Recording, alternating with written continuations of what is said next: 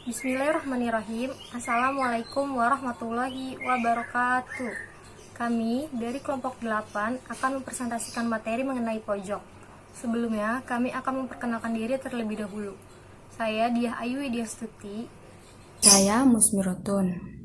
Saya Siska Ainun Barokah.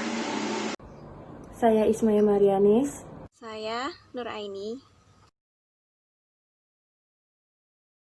Pojok adalah suatu kutipan singkat tentang suatu peristiwa tertentu yang dianggap menarik atau kontroversial, untuk kemudian dikomentari oleh pihak redaksi dengan kata-kata atau kalimat-kalimat yang kritis dan menggelitik. Pojok merupakan sesuatu yang penting sebagai isi dari surat kabar, karena di dalamnya memuat satu bentuk opini atau pendapat di dalam surat kabar tersebut.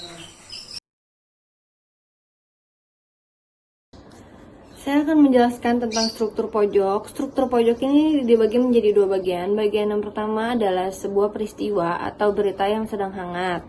Bagian kedua yaitu berupa komentar, sindiran, guyonan, celetukan, atau mengkritisi sebuah peristiwa dan sebuah permasalahan.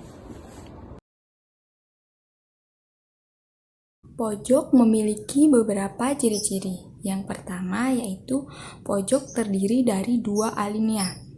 Alinea yang pertama berisi suntingan berita atau peristiwa, dan alinea yang kedua berisi respon atau opini media tersebut terhadap isi berita atau peristiwa yang ada pada alinea yang pertama. Yang kedua yaitu isi yang ada pada alinea pertama dan kedua biasanya dirangkai dalam kalimat-kalimat yang pendek.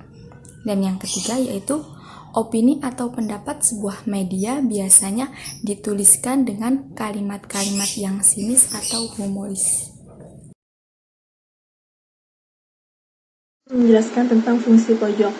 Pojok berfungsi untuk menghibur, mengkritik, dan menyindir seseorang atau permasalahan tertentu.